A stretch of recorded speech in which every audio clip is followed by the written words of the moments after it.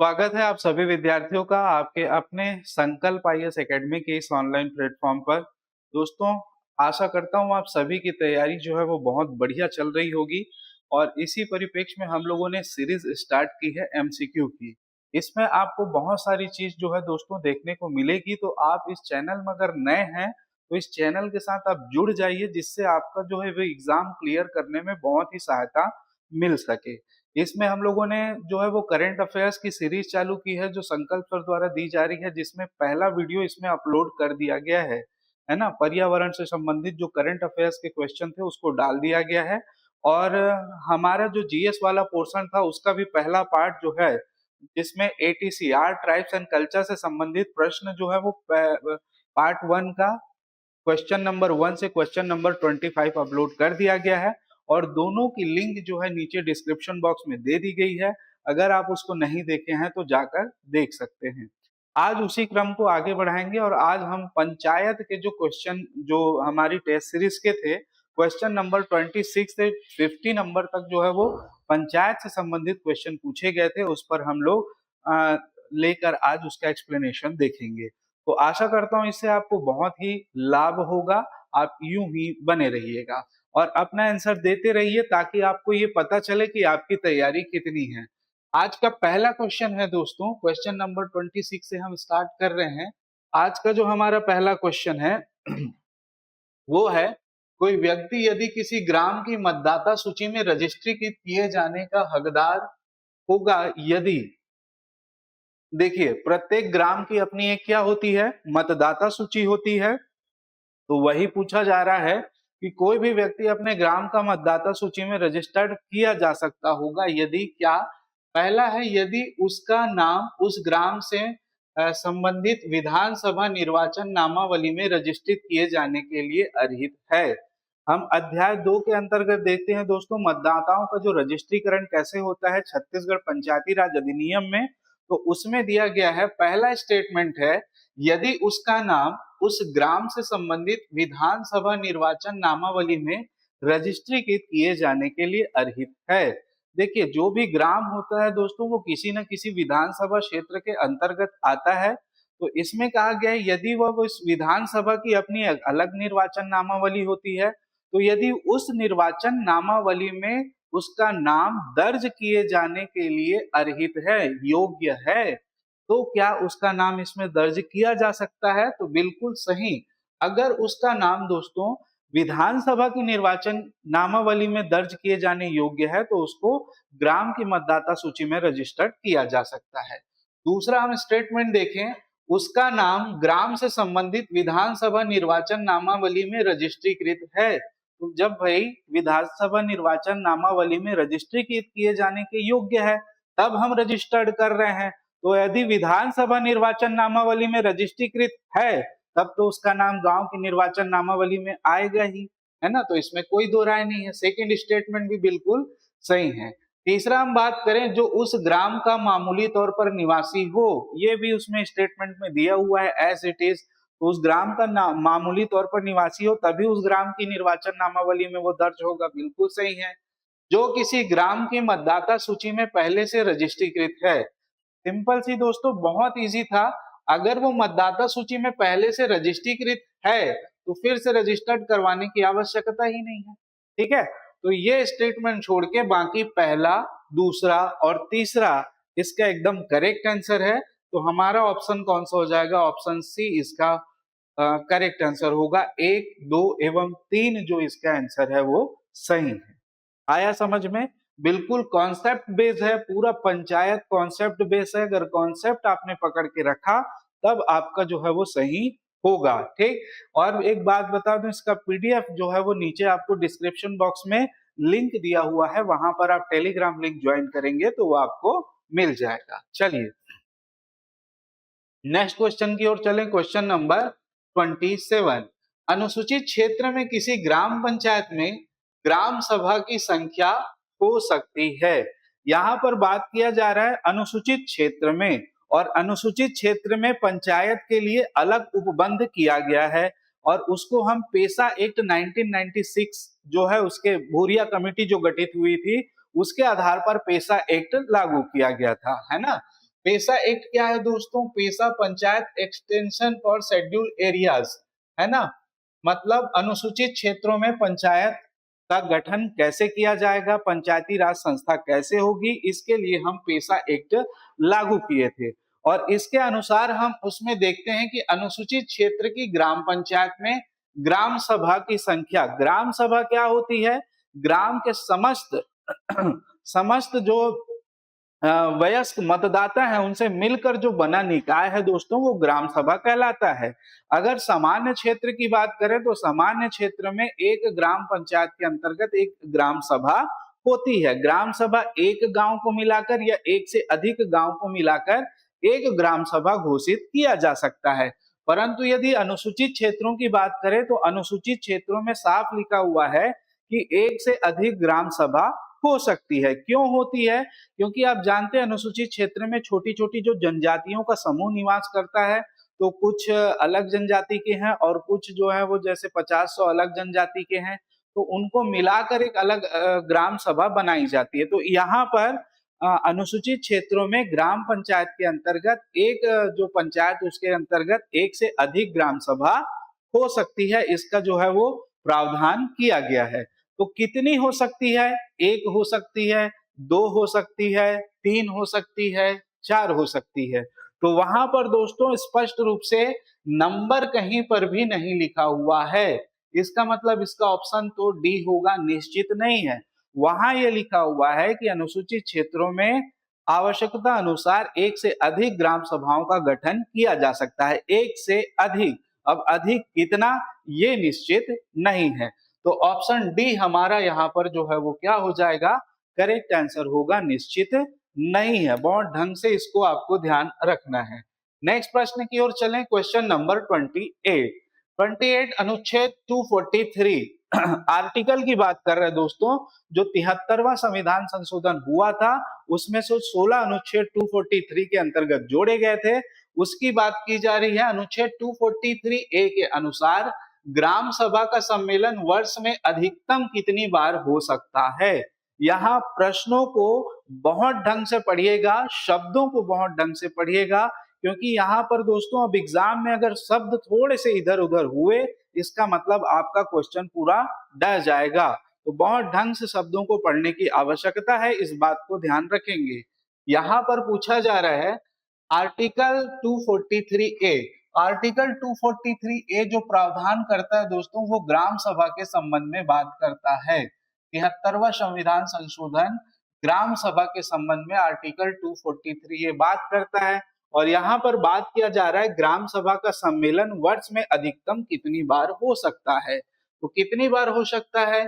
ए 6 बार हो सकता है, बी 5 बार हो सकता है, सी 6 बार हो सकता है, या डी निश्चित नहीं है।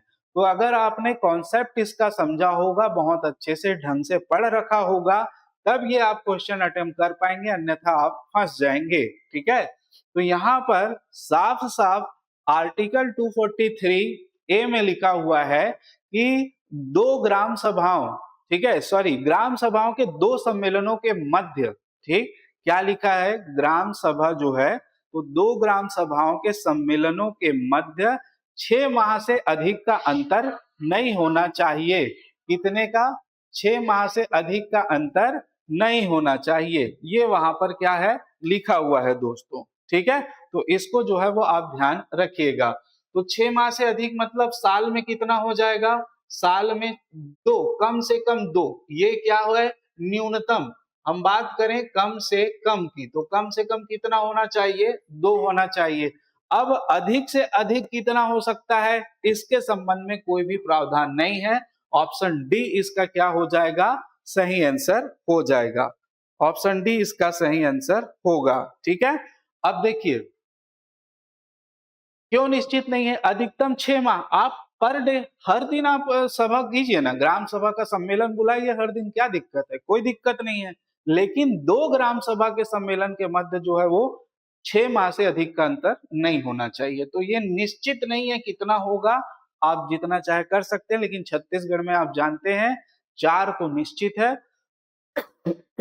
इसके अलावा जो है वो 2 और डेट है जिसमें आप कर सकते हैं। टोटल आप 6 सम्मेलन कर सकते हैं ना, आगे आने वाले में हम उसको देखेंगे। चलिए आगे प्रश्न पर चर्चा करते हैं। अनुसूचित क्षेत्रों में शासन द्वारा निर्धारित ग्राम सभा की बैठकों के अतिरिक्त ग्राम सभा की विशेष बैठक कौन आहूत करता है? बहुत बढ़िया प्रश्न है। कौन आहूत करता है? ठीक है, बैठक आहूत करना मतलब बैठक बुलाना। तो शासन द्वारा निर्धारित 6 बैठक है वो तो बुलाया ही जाएगा, लेकिन इसके अलावा विशेष बैठक बुलानी हो तो कौन बुलाएगा? सरपंच बुलाएगा, अध्यक्ष बुलाएगा, उप सरपंच बुलाएगा या सचिव बुलाएगा। अब देखिए, अगर सामान्य क्षेत्रों की हम बात करें तो ये बैठक जो है वो सरपंच बुलाता है ना। कोई भी विशेष बैठक है, सरपंच नहीं है तो उप सरपंच वो बना हुआ है क्रम। परंतु अनुसूचित क्षेत्रों में यदि बैठक बुलानी है तो अनुसूचित क्षेत्रों में दोस्तों कौन बुलाएगा? वो बुलाएगा अध्यक्ष। कौन बुलाएगा? अध्यक्ष बुलाएगा। अब ये अध्यक्ष कौन होता है? अध्यक्ष कौन होता है?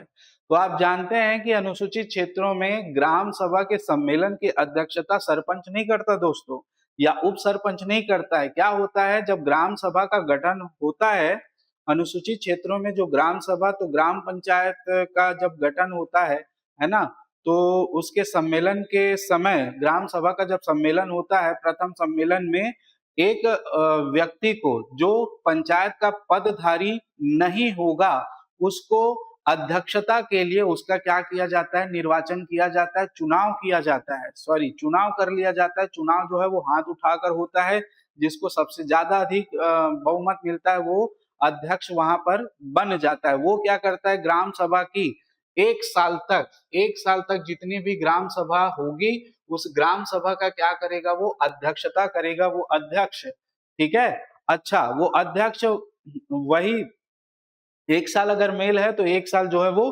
फीमेल होगी, और ये एसटी या एससी में से ही कोई एक हो सकता है। तो इस बात का भी आप ध्यान रखेंगे। और इसकी योग्यता, अध्यक्ष वही बनेगा जो सरपंच बनने की योग्यता रखता है। ठीक, योग्यता रखता है, तो इस बात को ध्यान रखेंगे। विशेष बैठक कौन आहूत करता है? तो ये आहूत करता है दोस्तों अध्यक्ष। क्लियर है? चलिए नेक्स्ट क्वेश्चन देखिए, भारत के संविधान के किस अनुच्छेद में पंचायतों के शक्तियों, अधिकारों और जिम्मेदारियों के प्रावधान हैं? देखिए, इससे आजकल बहुत ज्यादा क्वेश्चन पूछा जा रहा है। एक धाराओं से क्वेश्चन पूछा जा रहा है और दूसरा आर्टिकल से क्वेश्चन पूछा जा रहा है। हम बात करें अनुच्छेद 243 के जो है वो निर्वाचन से संबंधित प्रावधान करता है। मतलब क्या लिखा हुआ है इसमें? तो राज्य जो है वो, राज्य में क्या किया जाएगा? चुनाव करवाने के लिए एक राज्य निर्वाचन आयोग का गठन किया जाएगा। ठीक है, तो 243 के तो निर्वाचन से संबंधित प्रावधान है। अनुच्छेद 243 जी, ये जो है दोस्तों ये है शक्तियां, अधिकारों और जिम्मेदारियों के संबंध में प्रावधान। तो हमारा करेक्ट आंसर यही हो जाएगा, आर्टिकल बी। अनुच्छेद 243 ए अभी हमने देखा, ये ग्राम सभा के संबंध में प्रावधान करता है। ठीक है, इसके अलावा हम देखें अनुच्छेद 243 आई, तो ये है दोस्तों राज्य वित्त आयोग के गठन की बात करता है। किसका? राज्य वित्त आयोग। तो इसको आप ध्यान रखिएगा। तो हमारा ये आंसर हो जाएगा, इस प्रश्न का आंसर हो जाएगा बी। क्लियर है? चलिए आगे बढ़ते हैं, नेक्स्ट क्वेश्चन की ओर चलते हैं। ग्राम सभा की शक्तियों का विनिश्चय कौन करता है? बहुत ही बढ़िया प्रश्न है ना। इस प्रकार के जो प्रश्न है वो पूछे जाते हैं, ध्यान रखेंगे। ग्राम सभा को जो प्राप्त शक्तियां हैं दोस्तों, उसका विनिश्चय कौन करता है? ठीक, क्या ग्राम पंचायत करती है, क्या जनपद पंचायत करती है, क्या जिला पंचायत करती है, या राज्य विधानमंडल करता है? और इसको शक्तियां कहां से प्राप्त होती है ये भी आप बताएंगे। तो आप, मैंने बताया कि नीचे कमेंट बॉक्स में आंसर देते रहिएगा, आपको बहुत अच्छा लगेगा। ठीक, बहुत जल्दी हम आपके लिए और भी कई सारी चीजें लाने वाले हैं दोस्तों। तो आप अगर नए हैं, है ना, बिल्कुल पहली बार इस चैनल में आए तो चैनल को सब्सक्राइब कर लीजिएगा, बहुत ही आपको लाभ मिलने वाला है। तो यहाँ पर देखिए, ग्राम सभा की शक्तियां जो निर्धारित करता है वो कौन करता है? वो राज्य विधानमंडल करता है। कौन करता है? राज्य विधानमंडल करता है। और ये कहाँ लिखा हुआ है, तो ये 73वें संविधान संशोधन में आर्टिकल 243A के अंतर्गत लिखा हुआ है कि ग्राम सभा वही कार्य करेगी जो संबंधित राज्य के राज्य विधानमंडल जो है वो क्या करेगा, निर्धारित करेगा। तो वही जो है वो निर्धारित करती है कि वो कौन कौन सी। अच्छा, इसके संबंध में ये क्या क्या कार्य करेगी, इसके संबंध में भी बहुत सारी बातें लिखी हुई है। आगे अगर प्रश्न आता है तो उस संबंध में हम चर्चा करेंगे। तो यहाँ पर जो आंसर है वो क्या हो जाएगा, ऑप्शन डी होगा। ग्राम सभा के शक्तियों का विनिश्चय जो करता है वो राज्य विधानमंडल करता है। ठीक है, चलिए नेक्स्ट क्वेश्चन की बात करें। ग्राम सभा की संयुक्त बैठकों के संबंध में असत्य कथन है, हमको असत्य कथन बताना है। ठीक है, तो ग्राम सभा के संयुक्त बैठक दो ग्राम सभाओं के मध्य विवाद होने पर बुलाया जाता है, ये तो सत्य कथन है। ठीक है, असत्य कथन बताना है। संयुक्त बैठक की अध्यक्षता सरपंच द्वारा की जाती है, ये असत्य कथन है। ठीक है, ये जो है वो असत्य कथन है, असत्य कथन को ही बताना है। इस बैठक में किसी विषय पर निर्णय सदस्यों के बहुमत द्वारा लिया जाता है, जी ये सत्य कथन है, सदस्यों के बहुमत द्वारा लिया जाता है। इस निर्णय से असंतुष्ट होने पर याचिका कलेक्टर के समक्ष प्रस्तुत की जा सकती है, ये असत्य कथन है। तो हमको असत्य कथन बताना था, कौन सा कथन असत्य है, तो एक 2 वाला कथन असत्य है दोस्तों, और एक 4 वाला कथन असत्य है। तो कौन सा कथन असत्य है, ऑप्शन बी। इसको बहुत ढंग से चयन कीजिएगा। हम जनरली यहाँ पर क्या करते हैं, जो सत्य कथन है उसको ले लेते हैं, असत्य पर ध्यान नहीं देते। यहाँ पर असत्य कथन पूछा है तो ऑप्शन बी इसका सही आंसर होगा। ठीक है, चलिए आगे चलते हैं नेक्स्ट क्वेश्चन की ओर। पंचायत राज संस्था को लोकतंत्र की प्रथम पाठशाला किसने कहा, ये कथन वाले भी क्वेश्चन आए हुए हैं। एक्चुअल में दोस्तों जब पंचायत का गठन हो रहा था, संविधान सभा में इस पर बहस चल रही थी, तो कई सारे लोगों ने इसके संबंध में कई सारी बातें कही, लेकिन मुख्य जो बात है आपको महात्मा गांधी और पंडित जवाहरलाल नेहरू की याद रखनी है। तो पंचायती राज संस्था को लोकतंत्र की प्रथम पाठशाला कहा है पंडित जवाहरलाल नेहरू ने। पंडित जवाहरलाल नेहरू ने और क्या कहा है, तो पंडित जवाहरलाल नेहरू ने कहा है कि अगर स्वाधीनता को लोगों की आवाज की प्रतिध्वनि बनाना है तो पंचायती राज संस्थाओं को जितना अधिक अधिकार दिया जाए उतना अच्छा होगा। ये किसने कहा था, ये भी पंडित जवाहरलाल नेहरू ने कहा था। इसके अलावा महात्मा गांधी ने तो आप जानते ही हैं, महात्मा गांधी ने तो यहाँ तक कहा कि जो देश की आत्मा है ना, वो गांव में बसती है। तो अगर देश का विकास करना है तो आपको गांव का विकास करना होगा, और स्थानीय स्वशासन उन्हीं की ही सोच थी। तो इसको भी आप लोग ध्यान रखिएगा। ऑप्शन बी पंडित जवाहरलाल नेहरू जो है वो हमारा यहाँ पर करेक्ट आंसर होगा। चलिए आगे चलते हैं। आगे 73वें संविधान संशोधन के अनुसार अध्यक्ष का चुनाव के विषय में सत्य कथन है। अध्यक्ष का चुनाव, देखिए 73वें संविधान संशोधन में दोस्तों यहाँ पर अध्यक्ष की बात की जा रही है, मतलब सरपंच की बात की जा रही है। हम पंचायत के अध्यक्ष की बात कर रहे हैं, इसका मतलब सरपंच की बात कर रहे हैं, इसको ध्यान रखना। ये अनुसूचित क्षेत्रों वाले अध्यक्ष की बात नहीं कर रहे हैं, यहाँ पर सरपंच की बात की जा रही है। तो सरपंच का चुनाव प्रत्यक्ष होगा। 73वां संविधान संशोधन क्या कहते हैं, सरपंच का चुनाव प्रत्यक्ष होगा। दूसरा, सरपंच का चुनाव अप्रत्यक्ष होगा। प्रत्यक्ष चुनाव क्या है, जहां पर लोग स्वयं जाते हैं, 2 लोग खड़े होते हैं या 3 लोग खड़े होते हैं, लोग स्वयं जाते हैं और वोट डालते हैं और उन तीनों में से किसी एक को जिताते हैं, ये प्रत्यक्ष चुनाव है। अप्रत्यक्ष चुनाव क्या है, तो जो गांव के लोग हैं वो 4-5 लोगों को मिलकर मतलब 10 लोगों का चुनाव करेंगे, और वो 10 लोग मिलकर जो है किसी अन्य व्यक्ति को सरपंच बनाएंगे, ये होगा अप्रत्यक्ष चुनाव। तो सरपंच का चुनाव अप्रत्यक्ष होगा। राज्य निर्वाचन आयोग द्वारा निर्धारित किया जाएगा या राज्य विधानमंडल द्वारा निर्धारित किया जाएगा। ठीक है, तो यहाँ पर दोस्तों सरपंच का चुनाव जो है वो प्रत्यक्ष होगा या अप्रत्यक्ष होगा, इसका जो निर्धारण है वो राज्य विधानमंडल करता है। कौन करता है, ये इसकी जिम्मेदारी किसके ऊपर छोड़ी गई थी, राज्य विधानमंडल के ऊपर छोड़ी गई थी। और राज्य विधानमंडल इसके संबंध में नियम बना सकता है कि सरपंच जो है वो प्रत्यक्ष चुना जाएगा या अप्रत्यक्ष चुना जाएगा। ठीक, चलिए अगले प्रश्न की ओर चलते हैं। 73वें संविधान संशोधन के अनुसार राज्य निर्वाचन आयोग के संबंध में कथनों पर विचार करें। देखिए, तो इसका उल्लेख किसके, राज्य निर्वाचन आयोग के, तो इसका उल्लेख संविधान के अनुच्छेद 243 के में है। बिल्कुल 243 के ये कहता है कि प्रत्येक राज्य में क्या होगा, एक राज्य निर्वाचन आयोग होगा। 243 के अंतर्गत कहा गया है। 243 के तहत यह एक सदस्यीय आयोग होगा। जी बिल्कुल सही है। अनुच्छेद 243 के में कहा गया है कि जो राज्य निर्वाचन आयोग होगा वो एक सदस्यीय आयोग होगा। बिल्कुल, राज्य निर्वाचन आयोग की नियुक्ति भारत निर्वाचन आयोग के द्वारा किया जाता है। जी नहीं, बिल्कुल नहीं किया जाता। राज्य निर्वाचन आयोग की नियुक्ति जो है वो किसके द्वारा होती है, राज्यपाल जी के द्वारा की जाती है, और वह राज्यपाल के प्रसाद पर्यंत अपने पद पर बना रहता है। इसको भी ध्यान रखेंगे। इसका कार्यकाल 5 वर्ष होता है, नहीं होता है। इसका कार्यकाल जो है वो 66 वर्ष है, या 66 वर्ष है, या अभी वर्तमान में हम छत्तीसगढ़ की बात करें तो 6 वर्ष।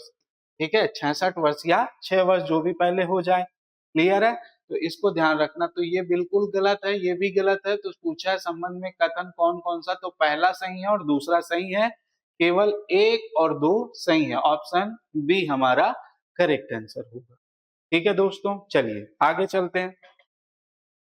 नेक्स्ट, अभ्यर्थी द्वारा नाम निर्देशन पत्र जमा करने के पश्चात रिटर्निंग ऑफिसर द्वारा उसकी समीक्षा के समय अभ्यर्थी की ओर से कौन कौन उपस्थित रह सकते हैं। देखिए, जब आप चुनाव लड़ने जाएंगे सरपंच का, तो आपको नामांकन पत्र दाखिल करना होता है, जिसको नाम निर्देशन पत्र बोला जाता है। अब ये जो नामांकन पत्र आपको दाखिल करना है दोस्तों, तो नामांकन पत्र या नाम निर्देशन पत्र जब दाखिल कर देते हो तो क्या होता है, तो दोस्तों समीक्षा होती है। समीक्षा का अर्थ होता है जांच या स्क्रूटनी, हम लोग बोलते हैं स्क्रूटनी, छटनी जो होती है। ठीक है, अब इस छटनी में क्या होगा, तो इस छटनी में ये होगा, जैसे क्या है, 4 लोग खड़े हैं, एक ए खड़ा है, एक बी खड़ा है, एक सी खड़ा है और एक डी खड़ा है। इन सभी को क्या किया जाएगा, रिटर्निंग ऑफिसर द्वारा अपने ऑफिस में बुलाया जाएगा और सभी ने जो नामांकन पत्र भरा है उसको दिखाया जाएगा। दिखाने का तात्पर्य यह है, यदि किसी ने गलत नामांकन पत्र भरा है या उसमें कुछ त्रुटि हुई है तो उसके संबंध में रिटर्निंग ऑफिसर को अवगत कराएगा और उसकी जो है नामांकन पत्र को निरस्त करवाएगा। तो इसलिए जो है वो नामांकन पत्र की समीक्षा की जाती है। तो भाई अगर इतने लोग हैं और 2-4 लोग खड़े हैं, है ना, मान लो 10 लोग खड़े हैं, तो इन 10 लोगों की जांच अकेला जो है वो स्वयं जिसने नामांकन पत्र भरा है ना, अभ्यर्थी जो है वो तो नहीं कर सकता। तो क्या करेगा, वो अपने साथ जो है वो इनको लेकर जाता है। तो उसके साथ कौन कौन जाता है, तो एक प्रस्तावक रहेगा, अभ्यर्थी स्वयं रहेगा। जी बिल्कुल रहेगा, यही तो जांच करेगा। और बाकी लोगों में एक प्रस्तावक होगा। प्रस्तावक कौन होता है आपको पता होना चाहिए, नहीं होता है तो कमेंट बॉक्स में कमेंट कर दीजिएगा, मैं बता दूंगा। तो ये एक प्रस्तावक होगा और एक निर्वाचन अभिकर्ता होता है। निर्वाचन अभिकर्ता कौन होता है ये भी बताइएगा, अगर नहीं पता होगा तो कमेंट कर दीजिएगा। ठीक है, तो यहाँ पर निर्वाचन अभिकर्ता होता है। इसके अलावा एक और व्यक्ति होगा जो क्या करेगा, अभ्यर्थी उसको ऑथराइज करेगा, है ना। एक और व्यक्ति होगा जो अभ्यर्थी उसको नाम निर्दिष्ट करेगा, साइन करके देगा। तो ये सभी लोग, तो ये इसके हिसाब से अगर हम देखें, ये सभी के सभी लोग समीक्षा में जो है वो उपस्थित रहेंगे। तो ऑप्शन डी इसका करेक्ट आंसर होगा। क्लियर है दोस्तों? मेरे ख्याल से अच्छे से समझ में आ रहा है। कोई दिक्कत होगा, कहीं डाउट होगा तो आप बिल्कुल कमेंट कर दीजिएगा, नेक्स्ट में हम उसको ले लेंगे।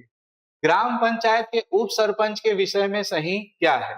पहले देखिए, मूलतः वह एक निर्वाचित पंच होता है। तो ग्राम पंचायत का जो उप सरपंच होता है, आप जानते हैं, वो मूलतः पंच के रूप में ही निर्वाचित होता है और उसके बाद पंच ही आपस में मिलकर एक उप सरपंच चुनते हैं। तो मूलतः वह एक निर्वाचित पंच ही होता है, बिल्कुल सही बात है। दूसरा बात करें, वह ग्राम पंचायत के सदस्यों द्वारा चुना जाता है। क्या वह ग्राम पंचायत के सदस्यों द्वारा चुना जाता है? जी बिल्कुल, वह ग्राम पंचायत के सदस्य ही जो होते हैं पंच। ग्राम पंचायत का सदस्य कौन होगा? पंच, और पंच ही मिलकर कौन चुनते हैं? उप सरपंच। बिल्कुल। उसे प्रत्यावर्तित किया जा सकता है? जी नहीं, इसे प्रत्यावर्तित नहीं किया जा सकता। प्रत्यावर्तित उसे किया जा सकता है जिसे चुनकर भेजते हैं, है ना। निर्वाचन जिसका होता है मतलब ग्राम सभा के द्वारा जो निर्वाचित हुए उनका प्रत्यावर्तन होगा, इसे प्रत्यावर्तित नहीं किया जा सकता। उप सरपंच चुने जाने के बाद वह पंच पद से त्याग पत्र दे देता है? जी नहीं, वह पंच पद से त्याग पत्र नहीं देता है, बल्कि पंच और उप सरपंच के रूप में वो दोहरी भूमिका का निर्वहन करता है। तो सही क्या क्या हुआ हमारा?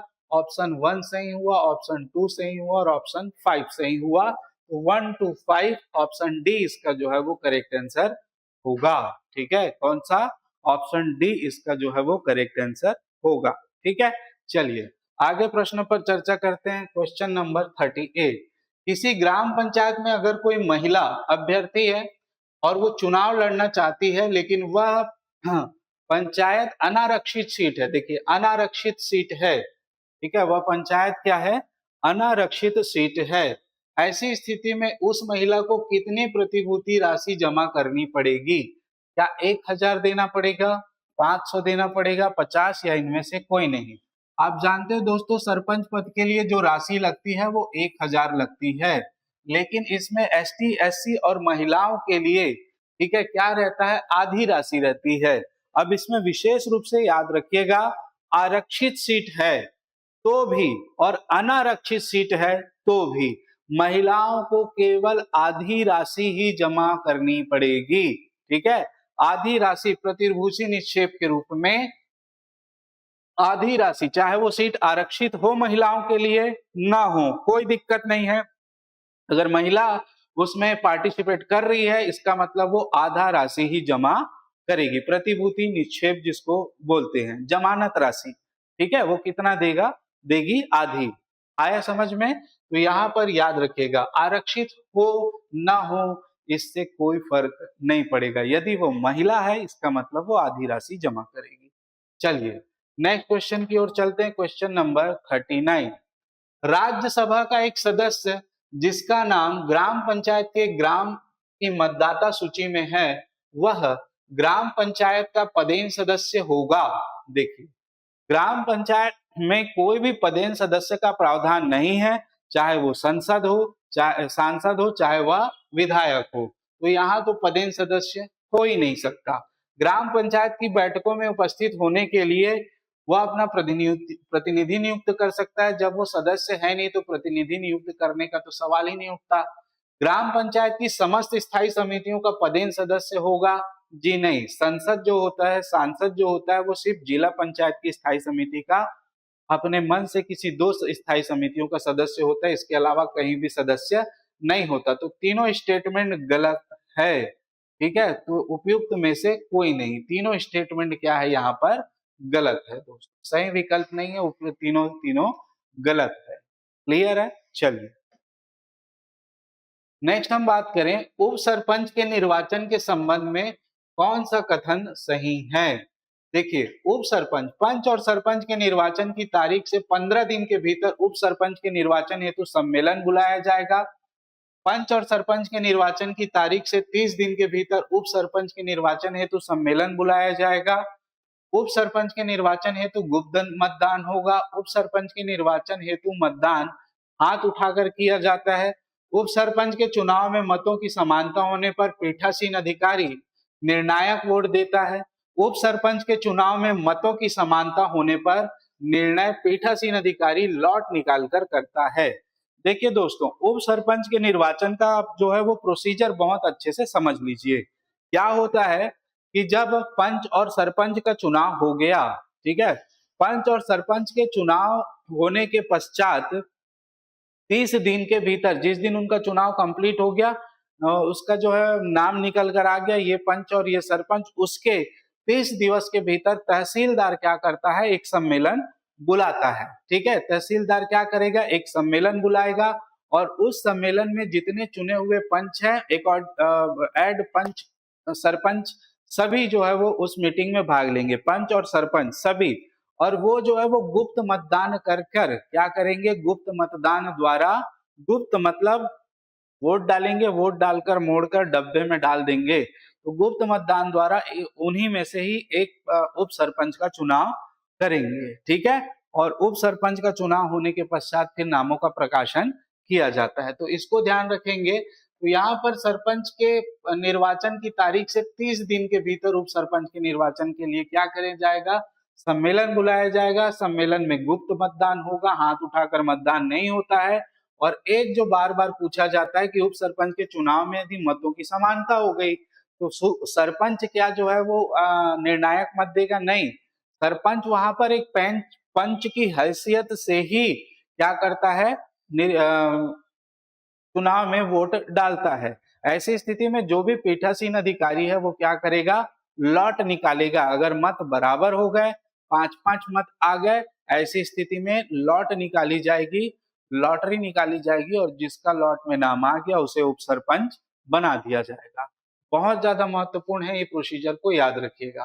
तो हमारा जो है वो आंसर 2 सही है, इसके बाद 3 सही है और इसके बाद जो है वो 6 सही है। तो 2, 3 और 6, ऑप्शन बी हमारा जो है वो करेक्ट आंसर होगा। ऑप्शन बी जो है वो क्या होगा दोस्तों, करेक्ट आंसर होगा।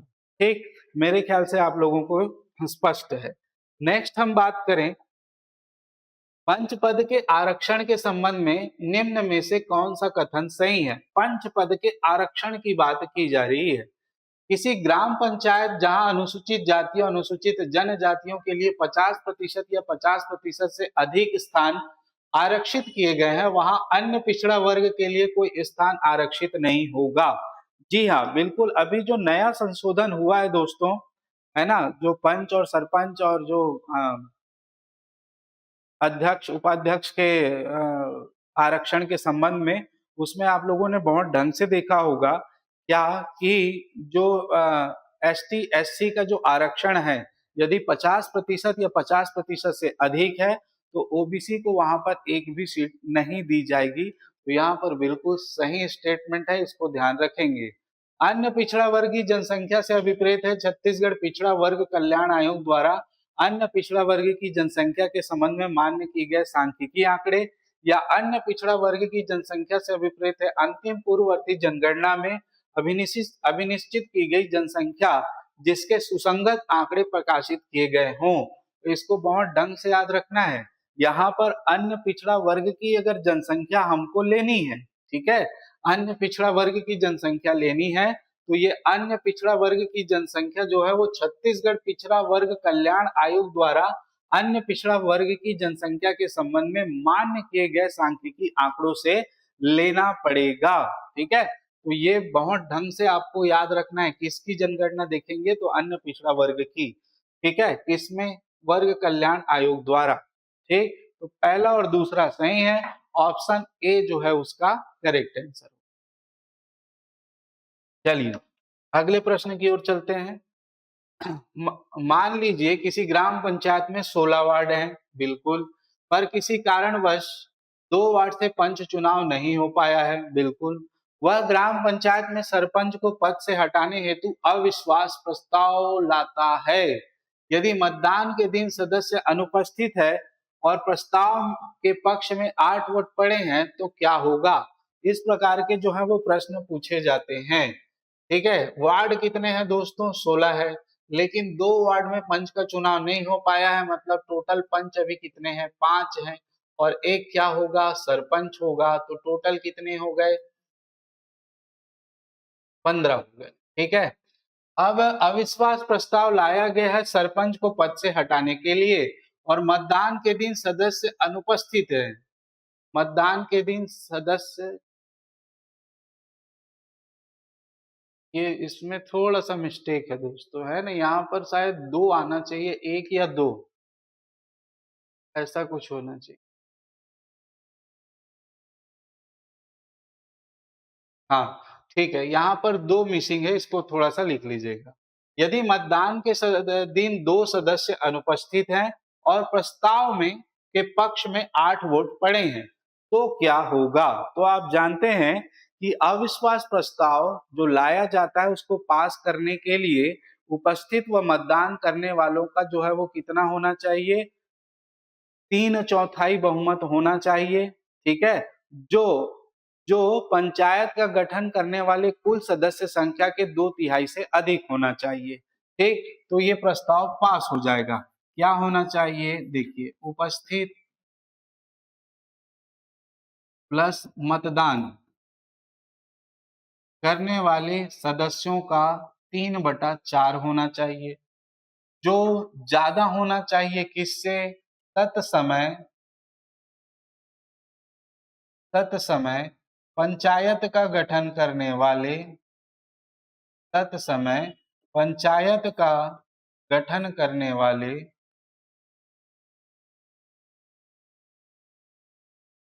सदस्यों के सदस्यों के कितने, 2/3 से। ठीक है, तो तत्समय पंचायत को गठन करने वाले सदस्य कितने हैं, तो पंच है और सरपंच मिलाकर टोटल कितना है, 15। तो 15 का यदि 2/3 लेंगे कितना आएगा, 10 आएगा। अब यहाँ पर प्रस्ताव के पक्ष में जो मत पड़ेगा उपस्थित मतदान का 3/4 से अधिक होना चाहिए, लेकिन यहाँ पर सीधा सीधा आपको बता दिया गया है पक्ष में कितना वोट पड़ा है, 8 वोट पड़ा है। तो यहाँ पर 8 वोट पड़ा है, जो कि यहाँ पर 10 से कम है। क्या है ये, 10 से कम है, इसीलिए ये प्रस्ताव क्या नहीं होगा, पारित नहीं होगा। यहाँ पर 10 से ज्यादा होना चाहिए था, यदि 11 होता तो प्रस्ताव क्या हो जाता, पारित हो जाता। आया समझ में, तो यहाँ पर अविश्वास प्रस्ताव जो है वो पारित नहीं होगा। क्या नहीं होगा, अविश्वास प्रस्ताव पारित नहीं होगा। ठीक है, तो ये कैलकुलेशन वाले भी सवाल जो है वो दिए जा रहे हैं, तो आपको बहुत ढंग से चीजों को समझकर और कॉन्सेप्ट को क्लियर करके रखना है, तभी आपका एग्जाम निकलेगा। चलिए नेक्स्ट प्रश्न की ओर चलते हैं। छत्तीसगढ़ पंचायती राज अधिनियम के तहत अविश्वास प्रस्ताव पारित होने पर निम्न में से कहां अपील की जा सकती है, तो ग्राम पंचायत के मामले में 7 दिन के भीतर कलेक्टर के पास। ठीक है भाई, अविश्वास प्रस्ताव पारित हो गया तो उसको अपील करना है कि मेरे साथ गलत हुआ था, तो वो कहाँ कर सकता है, तो ग्राम पंचायत के मामले में 7 दिन के भीतर कलेक्टर को करेगा। जी बिल्कुल, 7 दिन के भीतर कलेक्टर को करेगा और कलेक्टर 30 दिवस के भीतर इस पर निर्णय लेगा। ठीक है, जनपद पंचायत के मामले में 10 दिन के भीतर संभाग आयुक्त, जी नहीं, यहाँ पर संभाग आयुक्त नहीं होगा, यहाँ पर संचालक पंचायत को करेगा। किसको करेगा, संचालक पंचायत को करेगा, और संचालक पंचायत जो है वो भी 30 दिन के भीतर अपना जवाब प्रस्तुत कर देगा। ठीक है, अपील के संदर्भ में। तीसरा हम देखें, जिला पंचायत के संदर्भ में 15 दिन के भीतर राज्य सरकार को, ठीक है, और राज्य सरकार 45 दिन के भीतर इसकी क्या कर देगी, पुष्टि कर देगी। ठीक तो इसको आप ध्यान रखेंगे, ये बिल्कुल सही है। दूसरा स्टेटमेंट हमारा गलत है, पहला और तीसरा सही है, और पहला तीसरा जो है वो आपको दिख रहा है ऑप्शन सी में, तो ऑप्शन सी वाला हमारा आंसर जो है वो करेक्ट होगा। ठीक, नेक्स्ट, यदि किसी पंचायत पदाधिकारी को निलंबित किया जाता है तो, ठीक है, क्या होगा, यदि किसी पंचायत के पदाधिकारी को निलंबित किया जाता है तो निलंबन आदेश की रिपोर्ट 10 दिन की कालावधि के भीतर राज्य सरकार को भेजी जाएगी। बिल्कुल, राज्य सरकार को 10 दिन के अंदर बताना पड़ेगा कि आपने किसको निलंबित किया और क्यों किया। निलंबन आदेश की रिपोर्ट 15 दिन की कालावधि के भीतर राज्य सरकार को भेजी जाएगी। जब 10 दिन के लिए भेज दिया गया तो 15 वाला सवाल ही नहीं उठता है। राज्य सरकार रिपोर्ट प्राप्त होने के 90 दिन के भीतर इस निलंबन आदेश की पुष्टि कर देगा। जी बिल्कुल, राज्य सरकार जो है निलंबन आदेश की पुष्टि 90 दिन के भीतर कर देगा, और यदि राज्य सरकार 90 दिन के भीतर ऐसी पुष्टि नहीं करता है तो ये निलंबन आदेश स्वतः ही निरस्त हो जाता है। राज्य सरकार की रिपोर्ट प्राप्त होने के 60 दिन के भीतर इस निलंबन आदेश की पुष्टि, जब 90 दिन हो गया तो 60 दिन आएगा ही नहीं। यदि राज्य सरकार द्वारा तय समय के भीतर निलंबन आदेश की पुष्टि नहीं करता तो निलंबन का आदेश रद्द हो जाएगा। जी बिल्कुल, समय जो है वो रद्द हो जाता है। तो इसमें जो करेक्ट आंसर है ऑप्शन 1, ऑप्शन 3 और ऑप्शन 5 जो है वो करेक्ट आंसर है। तो यहाँ पर एक 3 और 5 हमारा सही कथन है दोस्तों। ठीक, मेरे ख्याल से आप लोगों का स्पष्ट है और बहुत अच्छे से आप ध्यान रखेंगे। नेक्स्ट क्वेश्चन की ओर चलते हैं। क्वेश्चन नंबर 46, पंचायत द्वारा अंतिम रूप से निपटाए गए निपटाए गए विषयों पर पुनर्विचार के संबंध में कौन सा कथन सत्य है? पंचायत द्वारा एक बार अंतिम रूप से निपटाए गए विषयों पर 3 माह तक पुनर्विचार नहीं किया जाएगा। जी बिल्कुल, पंचायत में यदि कोई भी मामला आता है, कोई भी जो मुद्दा आता है, यदि एक बार उसमें डिस्कशन हो गया पूरे अच्छे से, तो 6 महीने तक उस पर दोबारा कोई भी चर्चा नहीं होगी। बिल्कुल सही बात है। पंचायत द्वारा एक बार अंतिम रूप से निपटाए गए विषयों पर 6 माह तक पुनर्विचार नहीं किया जाएगा। इसमें कितना था? 3 माह। ये गलत है दोस्तों। 6 माह ये वाला सही है, ऑप्शन दूसरा सही है। 3 माह तक नहीं, 6 माह तक उस पर विचार नहीं किया जाएगा। यदि पंचायत के 3/4 सदस्य लिखित मांग करें तो उस समय अवधि के भीतर भी अंतिम रूप से निपटाए गए विषयों पर पुनर्विचार किया जा सकता है। जी बिल्कुल, यदि पंचायत के 3/4 सदस्य इस प्रकार मांग करेंगे तो उस पर पुनर्विचार किया जा सकता है। ठीक, यदि पंचायत के 2/3 सदस्य लिखित रूप में मांग करें तो समय अवधि के भीतर निपटाए गए विषयों पर पुनर्विचार किया जा सकता है। जब 3/4 सदस्य आ गया है तो 2/3 सदस्य आएगा ही नहीं। तो यहाँ पर हमारा 1 गलत है, 2 सही है और 3 सही है। तो 2 और 3 ऑप्शन बी इसका क्या हो जाएगा? करेक्ट आंसर होगा। ऑप्शन बी 2 और 3 सही है। ठीक है, चलिए अगले प्रश्न की ओर चलते हैं।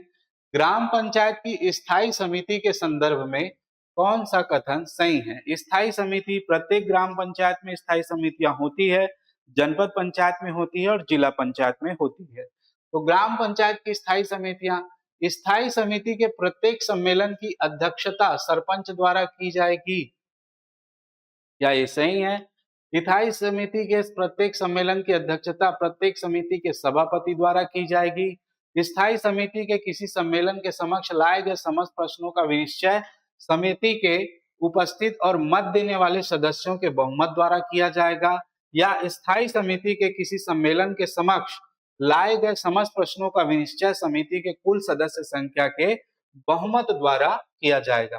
तो देखिए, स्थायी समिति के प्रत्येक सम्मेलन की अध्यक्षता सरपंच द्वारा ही की जाती है। ग्राम पंचायत में विशेष तौर पर दोस्तों जो स्थायी समितियां होती है, उस स्थायी समितियों के सम्मेलन की अध्यक्षता सरपंच द्वारा ही की जाती है, ताकि वो कोई भी चाहे वो कोई भी जो है वो समिति क्यों ना हो। तो सभापति के द्वारा नहीं की जाएगी, तो स्टेटमेंट गलत हो गया। दूसरा, स्थायी समिति के किसी सम्मेलन के समक्ष लाए गए समस्त प्रश्नों का विनिश्चय समिति के उपस्थित और मत देने वाले सदस्यों के बहुमत से किया जाता है। ये बिल्कुल सही है। स्थायी समिति के किसी सम्मेलन में प्रश्नों का विषय कुल सदस्य संख्या के बहुमत द्वारा किया जाता है। ये गलत है। ठीक है, तो हमारा आंसर कौन कौन सा है? ए और 1 और 3 सही है। ऑप्शन ए बिल्कुल इसका करेक्ट आंसर है। 1 व 3 सही है। ठीक, इसको ध्यान रखेंगे। नेक्स्ट हम देखें, पंचायती राज की स्थायी समितियों के बारे में क्या सही नहीं है। यहाँ पर अब पूछ रहा है क्या सही नहीं है। तीनों स्तरों में कम से कम एक समिति सामान्य प्रशासन से संबंधित होती है। आप बिल्कुल जानते हैं तीनों समितियों में ही सामान्य प्रशासन समिति होती ही है। दूसरा देखिए, ग्राम पंचायतों में 5 से अनधिक स्थायी समिति हो सकती है। 5 से अधिक अनधिक समिति, 5 से अनधिक, अनधिक मतलब कम स्थायी समितियां हो सकती है। बिल्कुल 5 से कम समितियां हो सकती है, बिल्कुल हो सकती है।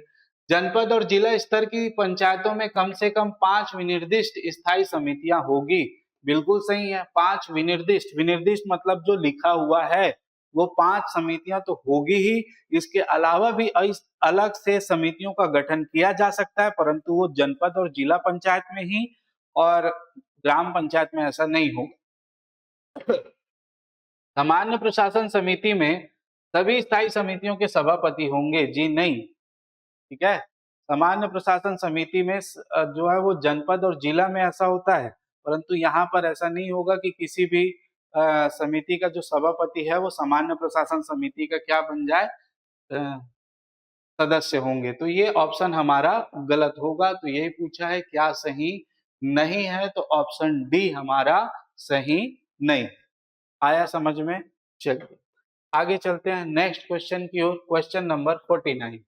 ग्राम पंचायत की समिति और उसके कार्य जो है वो सुमेलित नहीं, सॉरी सुमेलित कीजिए, है ना। तो यहाँ पर सुमेलित करना है हमको कार्य, ठीक। तो चलिए करते हैं। तो क्या क्या आ जाएगा, सबसे पहले हम देखें ए का, या निर्माण एवं विकास समिति। तो निर्माण एवं विकास समिति, ग्रामीण विद्युतीकरण कल्याण समिति, है ना, कृषि राजस्व संबंध समिति, 20 सूत्रीय कार्यक्रम समिति, ठीक है। शिक्षा स्वास्थ्य एवं समाज, तो महिला एवं बाल विकास। और इसके अलावा बच गया सामान्य प्रशासन समिति, तो खाद्य एवं नागरिक आपूर्ति। तो ए का 2, ठीक है, बी का 3, बी का 3, सी का 4, सी का 4 और डी का 1, ठीक है। तो हमारा जो आंसर होगा वो ऑप्शन ए होगा, ठीक है। सामान्य प्रशासन समिति जो है वो खाद्य नागरिक आपूर्ति उसके अंतर्गत आता है। निर्माण विकास समिति में ग्रामीण विद्युतीकरण कल्याण समिति इसके अंतर्गत आता है। और शिक्षा स्वास्थ्य तथा समाज कल्याण में महिला एवं बाल विकास से संबंधित चीजें आएंगी। इसके अलावा कृषि राजस्व तथा वन समिति में 20 सूत्रीय कार्यक्रम जो सरकार द्वारा चलाई जाती है वो आती है। तो यहाँ पर ऑप्शन ए हमारा जो क्या होगा, सही होगा, ठीक है। इस बात को ध्यान रखेंगे, ठीक। चलिए अंतिम क्वेश्चन की ओर चलते हैं। जनपद पंचायत में और जिला पंचायत की स्थायी समितियों के विषय में सही क्या है। तो जनपद पंचायत और जिला पंचायत में कुल 5 स्थायी समिति होगी, बिल्कुल 5 स्थायी समिति होगी। जनपद जिला पंचायत के अध्यक्ष स्थायी समितियों के सदस्य को नामांकित करते हैं, जी बिल्कुल नहीं करते। स्थायी समितियों के सदस्यों को वो सदस्य अपने बीच में से ही चुनते हैं, तो उसको नामांकित करने का तो सवाल ही नहीं उठता। जनपद जिला पंचायत के सदस्य अपने स्थायी समितियों के सदस्य को निर्वाचित करते हैं, जी बिल्कुल, अपने बीच में से ही स्थायी समिति के सदस्यों को निर्वाचित करते हैं।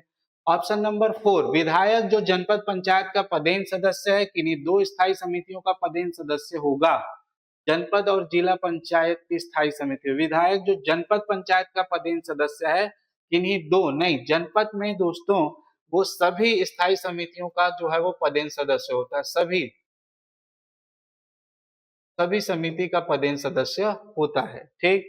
सांसद जो जिला पंचायत का पदेन सदस्य है वह सभी समितियों का पदेन सदस्य होगा, जी नहीं, ये भी 2 स्थायी समितियों का जो है वो अपने मन से, अपनी इच्छा अनुसार किन्हीं 2 स्थायी समितियों का पदेन सदस्य होगा। सांसद जो जिला पंचायत का पदेन सदस्य है, किन्हीं 2 समितियों का पदेन सदस्य होगा, बिल्कुल ये सही है। तो हमारा कुल 5 स्थायी सदस्य होगा, 1 सही है।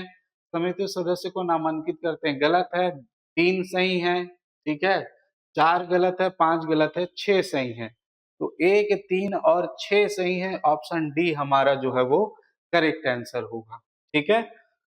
तो ये था दोस्तों, आप बहुत ढंग से इसको पढ़िएगा। पंचायती राज संस्था से जो है वो क्वेश्चन बनने की संभावना इस बार ज्यादा है, ठीक।